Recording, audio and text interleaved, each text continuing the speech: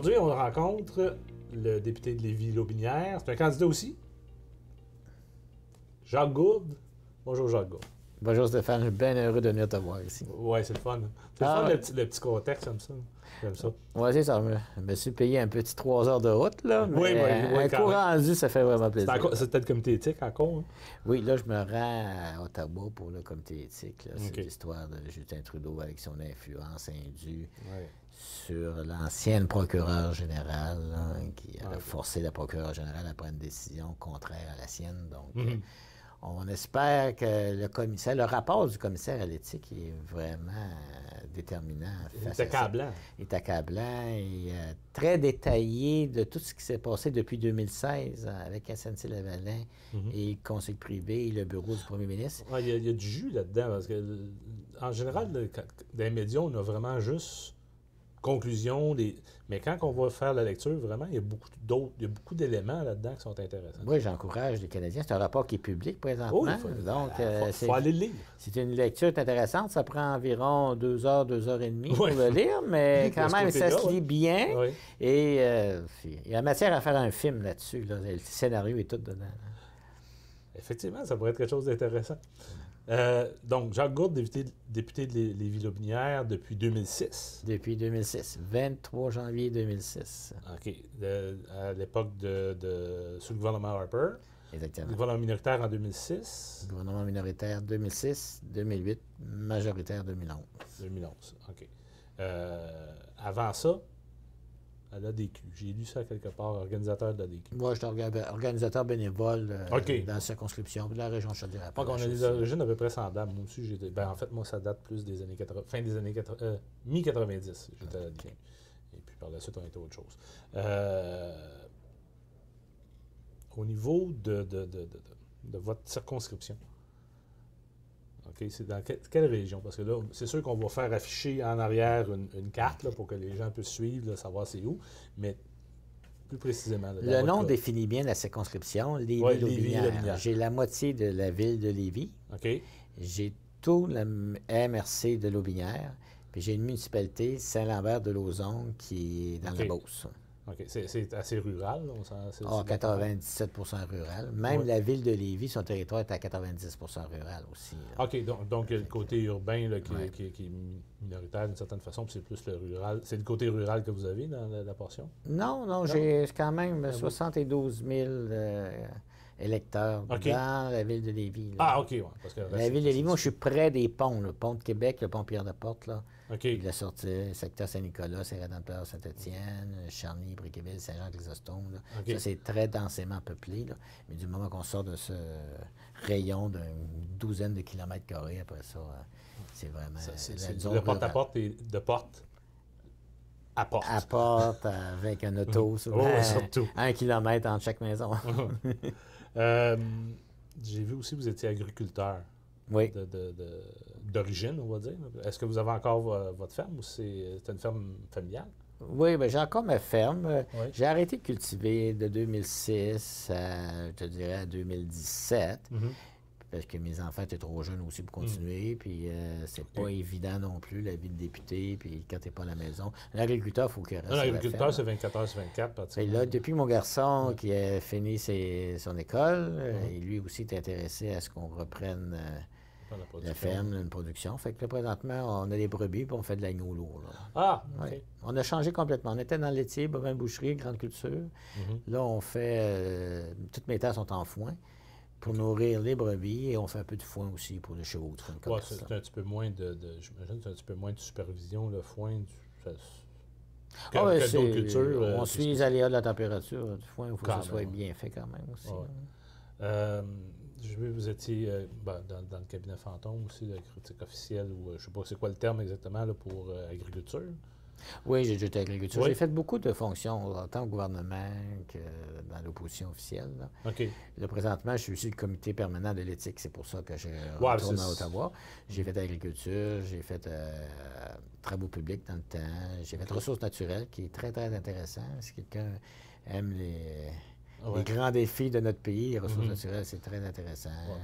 J'ai fait du même revenu national une couple d'années avec Jean-Pierre Blackburn dans le temps quand il était ministre. OK. Fait que j'ai fait plusieurs palier qui me permet d'avoir une vision générale de la machine gouvernementale. Là. Donc, c'est Ce que j'ai aimé, un politicien d'expérience. Ce que j'ai aimé le plus, par exemple, j'ai été secrétaire parlementaire du premier ministre aussi. Là. OK. De 2011 à 2015. Là, ça, c'était vraiment très intéressant. Là tu es vraiment proche. Puis j'étais porte-parole francophone pour le Québec de tous les enjeux là, possibles, inimaginables qu'il y avait dans ce temps-là. 5 enfants aussi. 5 enfants. Quelque chose qu'on a en commun. Oui, ça c'est bon. Garçon et fille? J'ai 4 filles puis un garçon, puis 3 petits-enfants. C'est la même chose. Oui? Mais je pourrais rendre aux petits-enfants. OK. ça va venir, ça va vite. Ça presse pas. Je vais vous faire un petit challenge. Avez-vous des questions pour moi? Ben oui, Stéphane. On va faire ça inverse. Oui. Qu'est-ce qui t'a amené en politique et pourquoi tu nous as choisi le Parti conservateur? C'est pour vous dire, j'étais impliqué au niveau provincial, puis moi, je suis CPA. Bon, je suis comptable agréé. Puis l'économie, les politiques économiques, c'est quelque chose qui m'a toujours intéressé. Quand en 2015, un peu comme bien du monde, j'avais beaucoup de lassitude par rapport au gouvernement Harper. Je m'excuse. Pardonnez-moi. Mais ce qui a été fait au niveau budgétaire, au niveau des déficits qu'on a présentement, c'est... moi, je suis très conscient qu'il y a quelqu'un qui paye à un moment donné. OK? Et qu'en ce moment, c'est pas nous autres qui va payer. Moi, j'ai dans la cinquantaine, si je crois, c'est nos enfants qui vont payer. Qui vont payer ce qui est présentement accumulé comme dette. Et les programmes sociaux qu'on a dépendent de notre capacité de payer. Fait que si on réduit notre capacité de payer du fait qu'on paye de la dette passée, ou même juste le service de la dette, on va les perdre, nos programmes sociaux. C'est le risque qu'on court en ayant des déficits. Il faut trouver une manière que ça soit... Surtout dans une période économique où ça va super bien comme en ce moment. En ce moment, l'économie va relativement bien. Le monde travaille, ça veut dire que l'argent rentre. Au niveau des recettes fiscales, ça fonctionne. Mais si les recettes sont au rendez-vous, puis les dépenses sont plus élevées, c'est parce qu'on dépense de l'argent du futur. C'est juste ça qu'on fait. Puis moi, j'en reviens juste pas. C'est sûr qu'il y a toutes sortes au niveau des scandales éthiques, naturellement, il y a toutes ces choses-là, mais ça, c'est arrivé par la suite. Vraiment, à la base, là, ma conversion était vraiment au niveau du budget, ce qui n'avait pas d'allure. Le rapport d'impôt unique, trouves-tu que c'est une bonne idée pour les Québécois? Toi, t'es comptable, tu es capable de nous le dire. Je vais vous dire exactement. En ce moment, quand un client vient me voir faire son rapport d'impôt, je fais un rapport d'impôt unique. Je le fais une fois, son rapport. J'ai 2 papiers, mais je le fais une fois. Mais quand le client a à dealer, à négocier avec les autorités fiscales, il deal avec 2 gouvernements. Pas de raison. Puis il y a des gens qui disent « Ah, le faire faire à Ottawa. » Au lieu de le faire faire par le provincial, il y a un petit argument à ce niveau-là. Mais techniquement, si on regarde les fonctionnaires provinciaux, les fonctionnaires du Québec au niveau du ministère du Revenu, eux autres, leur formation, c'est comme la mienne, en fin de compte. On apprend la loi du Canada. Excusez-moi. C'est pas pour rien. Quand on apprend le droit fiscal, on apprend la loi du Canada. Et au Québec, on a il y a ça différent au Québec. On l'apprend au Québec beaucoup par différence. Mais quand on est au niveau du ministère du Revenu, à l'Agence du Revenu fédéral, le provincial, on n'a pas à l'apprendre. Fait que les fonctionnaires provinciaux sont beaucoup plus habilités à dealer avec les 2 lois qu'un fonctionnaire fédéral. Selon moi. Fait que de où le mettre, là, je le mettrais bien plus au provincial que ce soit géré au provincial. C'est sûr qu'au Québec, en plus, il y a notre distinction, on veut l'avoir chez nous, en général. As-tu des commentaires à faire sur un autre sujet, sur le plan environnemental des conservateurs, le vrai plan qui a été présenté? Oui, c'est pour dire de penser qu'on peut avoir un impact seulement qu'en réduisant nos émissions, par exemple, à nous au Canada, c'est une chimère, c'est faux. Le Canada émet tellement peu au niveau mondial qu'on travaille sur une petite miette au niveau mondial. Je trouve que le plan conservateur, c'est un changement de paradigme complet. Dans le sens qu'on veut développer, on veut aider au développement de technologie, effectivement pour réduire nos émissions à nous, puis réduire notre pollution. Mais si on peut développer des technologies comme ça pour les envoyer, pour les donner, pas les donner, mais les vendre à d'autres pays, puis les utiliser dans d'autres pays, là, on va avoir un impact au niveau environnemental. Il y a 2 projets que j'ai vus passer au niveau des publications que j'ai vues. Un projet à Calgary, puis un projet, c'est le projet Shell, la compagnie Shell, projet Quest, de captation de carbone. Shell, ce qu'ils font, c'est qu'ils le liquéfient, puis ils l'injectent dans le sol, donc il n'est plus dans l'air. Et l'autre projet que j'ai trouvé super intéressant, c'est des petits capteurs pour des plus petites entreprises. Puis ils prennent le carbone qui est capté, puis par un procédé chimique, ils font une sorte de poudre qui est utilisée pour fabriquer du savon. Si on n'a plus ce problème d'émission-là, on n'a plus de problème de rouler. Là. Si notre automobile n'émet plus, il y a 50 ans, les automobiles, on s'entend que ça émettait comme ça se peut pas. Il y avait du soufre, il y avait toutes sortes de produits qui sortaient. Bon, on a des antipollutions aujourd'hui, c'est beaucoup moins, mais il y a encore du CO2. Si on peut trouver une façon, une méthode que les autos n'émettent pas, c'est quoi l'auto qui va être le plus environnementalement efficace? Ça va être l'auto électrique qu'il va falloir extraire du lithium ou ça va être l'auto au gaz qui n'émet plus? Donc, le plan qu'il y a, que les conservateurs ont, c'est de travailler en aval. Au lieu de faire payer le monde pour changer le comportement, on va aller chercher de la technologie pour pas que ces comportements-là soient néfastes. Parle-moi de ta campagne de réception, quand tu fais ton porte-à-porte, quand tu rencontres les gens. C'est intéressant. C'est sûr que dans le porte-à-porte, il y a toutes sortes de circonstances. Il y a des gens qui m'ont dit moi, je veux un gros gouvernement. Bon, il y a des gens qui veulent que le gouvernement soit gros. Moi, je veux que le gouvernement soit le plus petit possible. Bon, c'est sûr que là, c'est dur de discuter à ce moment-là, on part. Mais il y a des gens qui sont assez cyniques. Ils sont tous pareils. Mais il faut prendre le temps de jaser avec ces gens-là. Ces gens-là, souvent, sont cyniques parce qu'ils ont juste l'image d'un politicien, ils n'ont pas l'interaction. Quand on peut interagir avec eux autres, on voit que les gens sont logiques. Les politiciens sont tous là pour faire quelque chose de bien. Là.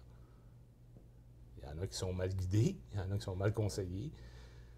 Mais en général, je pense que tout le monde veut être là pour faire du bien. La sensibilité des gens de Longueuil-Charlemagne, c'est quoi surtout? Au niveau environnemental, il y a une sensibilité, il y a une certaine sensibilité, mais c'est un coin qui est très... c'est des familles, c'est beaucoup de gens pas nécessairement fortunés, donc beaucoup de francophones, quelques anglophones, mais surtout des francophones. Puis bon, au niveau des eaux usées, là, bon, notre programme, on prévoit des choses au niveau de traitement des eaux. Puis à Longueuil, il y a eu des problématiques. Il y a eu un problème quand il y a eu le temps. À un moment donné, il fallait faire un entretien sur le système, puis ils ont été obligés de déverser pendant un certain temps. De nos jours, c'est plus acceptable de faire ça, mais les installations n'ont pas été bâties en conséquence à l'époque. À l'époque, quand on a commencé à traiter les eaux, on passait d'un système où on envoyait dans le fleuve à un système où on va traiter, puis après ça, on va envoyer dans le fleuve. Fait que quand ils ont bâti le système, ils se sont dit, qu'est-ce qu'on fait quand on va faire l'entretien? On va le mettre dans le fleuve pendant une semaine, puis on va faire notre entretien, puis après ça, on va recommencer. La logique était là, de dire, c'est ça qu'on faisait hier, on peut le faire pendant une couple de jours, mais aujourd'hui, ça se fait pas. Il faut trouver des solutions pour qu'il n'y ait pas de déversement, qu'il y en ait zéro. Et puis ça, c'est une des choses que je veux travailler, c'est pour Longueuil, c'est important pour moi. Dans votre coin, c'est quoi? Dans le coin d'autre, c'est la rareté de la main-d'œuvre. C'est la pénurie totale. Là, les entreprises se creusent la tête. Ils demandent de l'aide de tout bord, de tout côté. Impossible de trouver du monde au Québec présentement. C'est difficile. C'est très, très, très difficile. Et on va devoir aller accepter de l'immigration, des travailleurs spécialisés. Oui. Puis tout ça. Qualifiés, des gens qualifiés. Puis les intégrer à nos communautés aussi. Ça, c'est un grand défi. Il faut les loger, il faut... C'est difficile, justement, de prendre un immigrant et de l'envoyer à Québec. C'était par rapport à aboutir à Montréal avec sa communauté. C'est ça, là. C'est le défi de la langue. Hein. Ouais, S'ils sont francophones, ça va très bien parce qu'on est une région 99 francophone. Ouais. Mais s'ils parlent l'espagnol ou l'anglais, l'anglais, c'est un petit peu plus facile parce qu'il y en a toujours qui parlent un peu anglais. Mais l'espagnol, c'est un grand défi. Là. Il y en a beaucoup? Il y a quelques travailleurs espagnols. On doit en avoir à peu près 1200 dans la région. Okay. Mais beaucoup de temporaires. Il y en a seulement l'été. Là, présentement, il en vient des spécialisés, des soudeurs dans les manufacturiers. Les soudeurs, il en manque. C'est une pénurie. J'ai beaucoup d'entreprises qui travaillent le métal dans la région. Là, ça fait que... D'industrie lourde. D'industrie lourde. Puis des petites et moyennes entreprises. On parle de travailleurs entre 4 et 500 personnes, mais il y a des entreprises de 25 à 50 aussi. Là. Ça fait qu'on a un gros besoin. Là. Les travailleurs, la masse de travailleurs locale est vieillissante. Plusieurs prennent leur retraite. On a des jeunes, mais ça ne suffira pas. Là. Une particularité au Parti conservateur, une autre que j'ai aimé beaucoup, c'est la notion de respect des compétences provinciales. D'ailleurs, Harper, c'était beaucoup ça. Il nous a laissé tranquilles pendant 10 ans. C'est qui nous différencie beaucoup du gouvernement libéral, qui est très centralisateur. Nous, toutes les juridictions provinciales, c'était aux provinces de décider, et même aux municipalités. Les gens niveaux de gouvernement sont beaucoup plus proches de la population qu'on peut l'être au fédéral. Nous, on s'occupe de l'international, on s'occupe de nos frontières, on s'occupe des enjeux interprovinciaux. Mais tout ce qui touche une province et une municipalité, bien, laissons donc les politiciens faire leur travail. Faire leur job, c'est ça. Souvent, je me fais poser la question, dans le porte-à-porte, des affaires de même, allez-vous toucher à la loi, je ne vous dirai pas le chiffre, là, du Québec? Non. C'est une loi du Québec. C'est pas au fédéral à venir dire à Québec quoi faire. Ils sont bien élus, puis bien en selle, puis ils font... Si vous n'êtes pas content avec ça, changez de gouvernement provincial, vous aurez d'autres choses. Parce que souvent, malheureusement, quand on commence à aller jouer dans les sphères comme les libéraux font, ça augmente le nombre de fonctionnaires. On fait 2 fois le même travail. 2 fois le job. 2 fois le job, et souvent, c'est la même conclusion. Je n'ai jamais vu de cas un fonctionnaire provincial puis un fonctionnaire fédéral de haut niveau, ils n'arrivent pas à la même conclusion quand c'est des sujets sérieux. Là. Ça fait que vraiment la duplicité, c'est contribuable qui paye en bout de ligne. C'est rendu que même dans certaines annonces, le fédéral se pointe, Justin Trudeau se pointe seul dans des annonces. Le provincial n'est même pas invité. C'est des annonces qui devraient en principe être conjointes. Puis il n'invite même pas. On s'entend que la chicane est pognée. Quelque part. Ben, c'est pas la façon de faire. De toute façon, c'est pas. Si elle n'est pas poignée, c'est de la bonne façon pour que ça poigne. Exactement. Justement. Donc, s'il y a une chose, une certitude, les conservateurs sont. Chacun ses bébelles dans sa cour. Ouais, c'est une grande différence là, entre les conservateurs et les libéraux. Là. Centralisateur, puis respect des champs de compétences. Là. Absolument. Je vous remercie, M. Gourde. Plaisir. C'était très plaisant, c'était le fun. On va se reprendre probablement en campagne. Vous avez probablement vu une publicité à quelque part aussi qu'on est ensemble. Il m'amène, en tout cas, bref, vous allez voir M. Gould, une couple de photos de moi. Merci beaucoup. Merci. Ça ne sera pas une prochaine. Merci. Bonne journée.